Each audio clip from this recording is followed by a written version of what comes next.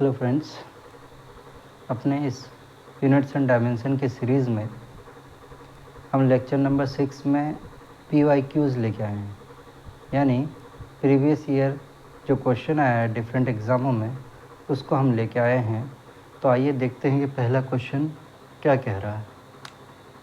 पहला क्वेश्चन ये कह रहा है कि the energy E of a photon can be expressed as E equals to h nu, where f is the frequency and h is Planck constant. The dimension of h are same as that of. मतलब ये कह रहा है कि एक expression दे रखा है E equals to h nu, यानी ये क्या है, फ्रीक्वेंसी है। ये प्लैंक कांस्टेंट है, E एनर्जी है और F फ्रीक्वेंसी है। और कह रहा है कि जो प्लैंक कांस्टेंट H है वो इन चार ऑप्शन में से किसके साथ सेम डायमेंशन का है। ये क्वेश्चन मैंने करा है आपको, है ना। तो आइए देखते हैं solution. E equals to H frequency, ये क्या एनर्जी है। एनर्जी का फॉर्मूला मैंने क्या बताया था, जो वर्क के लिए जो फॉर्मूला इस्तेमाल करते हैं, फोर्स इनटू डिस्प्लेसमेंट, या जो डायमेंशन हम वर्क के लिए करते हैं mL² T2-, ठीक है, वही आपका एनर्जी का डायमेंशन होगा। और फ्रीक्वेंसी का क्या बताया था मैंने, ये सब याद रखना है आपको, T-1। तो रख दीजिए आप यहाँ पे mL² T2- equals to h of T-1। यहाँ पे h की वैल्यू कितनी आ जाएगी, h का जो डायमेंशन आएगा वो L² T-2 अपॉन T-1। ये ऊपर जाएगा तो कितना हो जाएगा, ये mL² T-1। अब ये आ गया आपका किसका, h का डायमेंशन है। किसका है, h का डायमेंशन है। अब यहाँ से देखिए आप, इन चारों में से ये डायमेंशन किसका है, उसी के साथ ये मैच कर जाएगा कि सेम डायमेंशन रखता है। लीनियर मोमेंटम का फॉर्मूला क्या होता है, P equals to mv, mass into velocity. Mass मतलब capital M, velocity L T-1, यानी ये नहीं होगा। एंगुलर मोमेंटम का जो फॉर्मूला होता है वो L equals to R cross P, यानी R इंटू P। R क्या है, लेंथ है L, और मोमेंटम क्या है, मास इंटू वेलोसिटी। मोमेंटम का जो लीनियर मोमेंटम है वही यहाँ पे मोमेंटम है, ठीक है। R परपेंडिकुलर इंटू मोमेंटम, तो कितना हो जाएगा mL T-1, तो कितना हो जाएगा mL² T-1। और यहाँ पे कितना है, mL² T-1। तो इसका मतलब ये हो सकता है। और देख लीजिए टॉर्क का फॉर्मूला जो होता है R क्रॉस F होता है। ये आगे पढ़ेंगे आप, यहाँ पे सिर्फ फिजिकल क्वांटिटीज़ आप देख रहे हैं।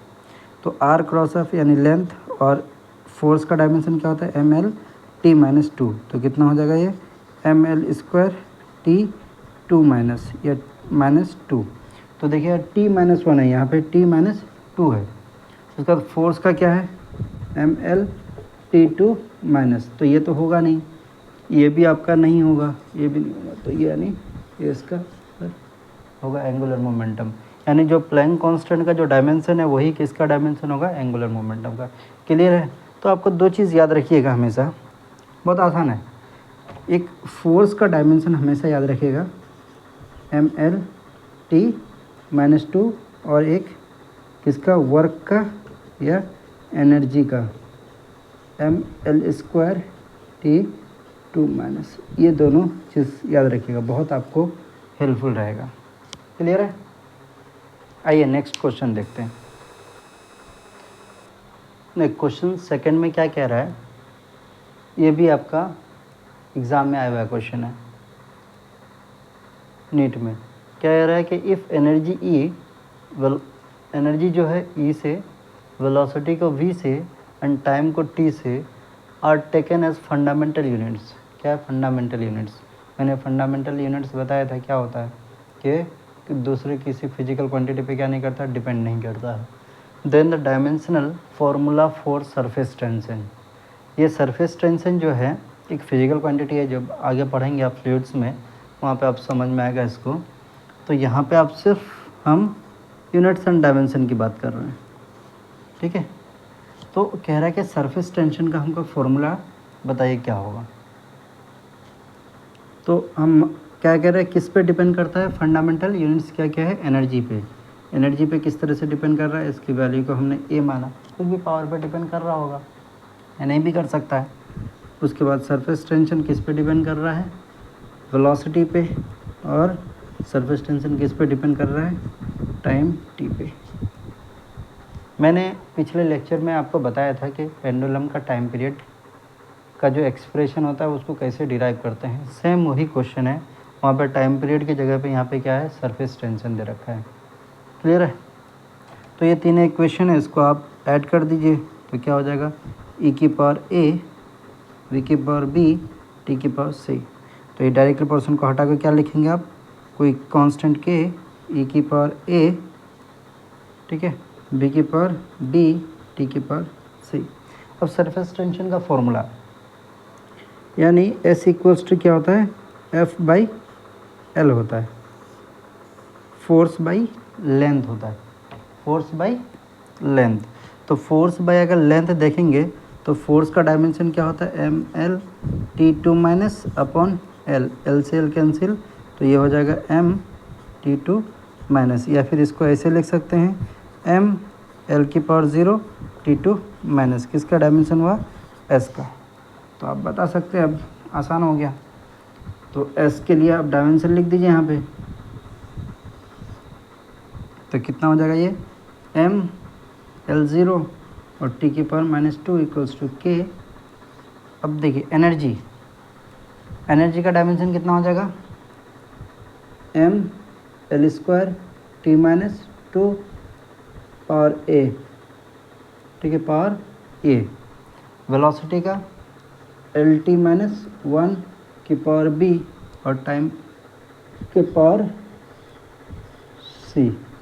जो भी आप जिस यानी मास है, लेंथ है, जिसका पावर अगर एक्सप्रेशन सेम है, जैसे मास है, मास की पावर ए है, यहाँ पे लेंथ है, तो जो जो आपका सेम पावर का है आपको क्या हो जाएगा, ऐड हो जाएगा।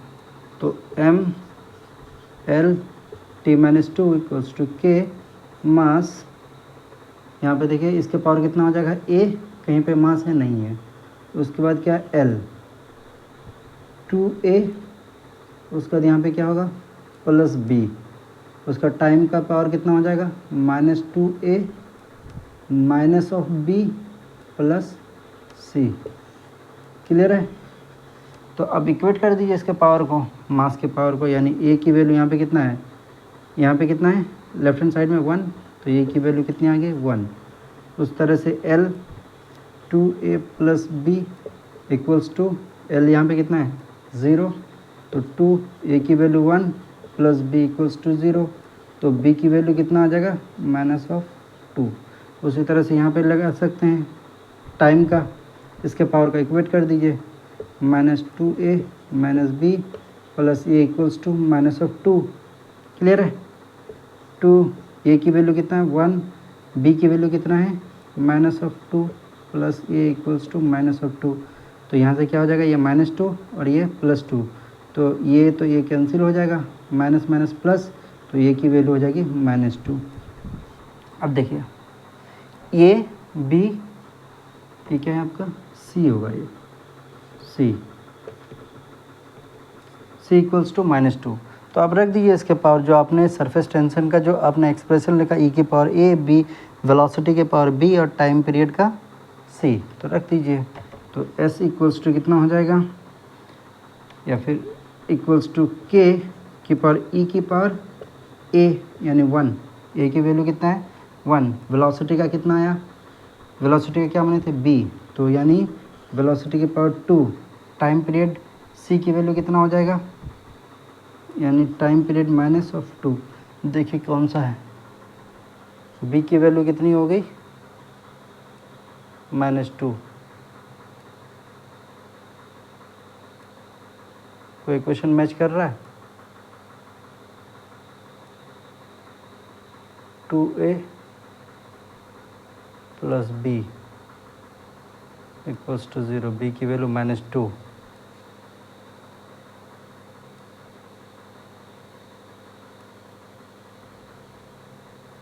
बताइए क्या होगा।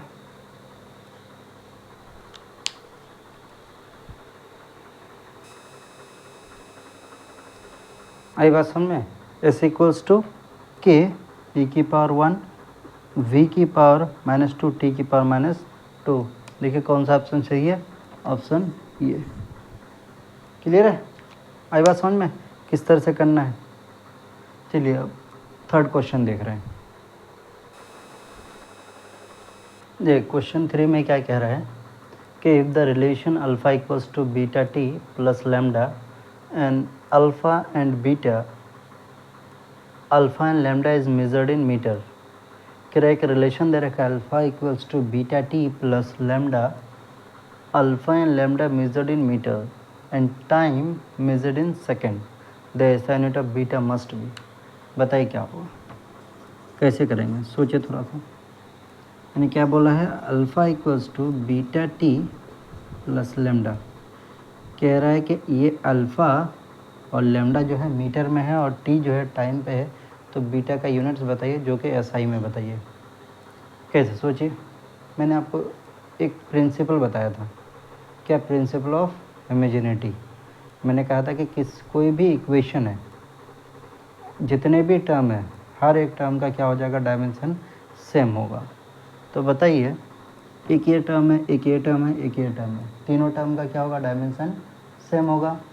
तो अब इसका डायमेंशन आपको पता है, तो इन दोनों को इक्वेट कर देने पे इसका डायमेंशन नहीं आ जाएगा। तो हम लिख सकते हैं कि dimension of beta T equals to dimension of lambda. तो बीटा और टी का डायमेंशन क्या हो जाएगा, T, capital T, equals to lambda किस में है, मीटर में, यानी लेंथ हो जाएगा। क्लियर है, लेंथ क्या हो जाएगा, ये लेंथ हो जाएगा ना, लेंथ। तो बीटा इक्वल्स टू क्या हो जाएगा, एल बाई टी। ये तो इसका डायमेंशन हो गया, यानी एल टी -1। हमें क्या चाहिए, इसकी एसआई यूनिट चाहिए। तो लेंथ का एसआई यूनिट क्या होता है, मीटर, और टाइम का सेकेंड। तो क्या हो जाएगा इसका, ms -1। है बस, समझे, बहुत आसान है। बस जो आपको हम बता रहे हैं उस रूल को आपको याद रखना है। देखिए कितना आसान क्वेश्चन है। क्लियर है, नेक्स्ट क्वेश्चन देख रहे हैं। देखिए क्वेश्चन क्या है, ए इक्वल्स टू ए नॉट ई की पावर -α t², जहाँ पे ए नॉट जो है कोई भी एक फिजिकल क्वांटिटी, कोई भी एक क्वांटिटी है, और टी जहाँ पे टाइम है वो बताया जा रहा है। क्वेश्चन आपसे पूछ रहा है कि अल्फ़ा का डायमेंशन क्या होगा। तो एक चीज़ आपको याद रखना है कि नोट करके लिख लीजिए इसको, power of any physical quantity is dimensionless. कोई भी इस तरह का पावर दिख जाए किसी भी फिजिकल क्वांटिटी में, वो क्या होता है, डायमेंशनलेस होता है। जिस तरह से एंगल कहीं पे अगर दिखा होता है, जैसे एक example, y equals to A sine X T, ठीक है। तो ये जो है कोई भी एंगल डायमेंशनलेस होता है। आई बात समझ में। उसी तरह से कोई भी फिजिकल क्वांटिटी का जो पावर है वो क्या होगा, डायमेंशनलेस होगा। क्लियर है। तो अब बताइए क्या हो जाएगा, अल्फ़ा का आपको डायमेंशन पूछा है, तो अल्फ़ा t² क्या हो जाएगा, m0 l0 t0। तो अल्फ़ा इक्वल्स टू क्या हो जाएगा, m0 l0 t0 upon t²। तो ये क्या हो जाएगा, alpha equals to m0 l0 t की पावर -2। ये इसकी डायमेंशन हो जाएगी। तो इस तरह का कोई भी एक्सप्रेशन अगर आपको दिख जाए, कोई भी फिजिकल क्वांटिटी का पावर अगर दिख जाए, एंगल दिख जाए, ये क्या होता है, डायमेंशनलेस होता है। क्लियर है ये, थैंक यू।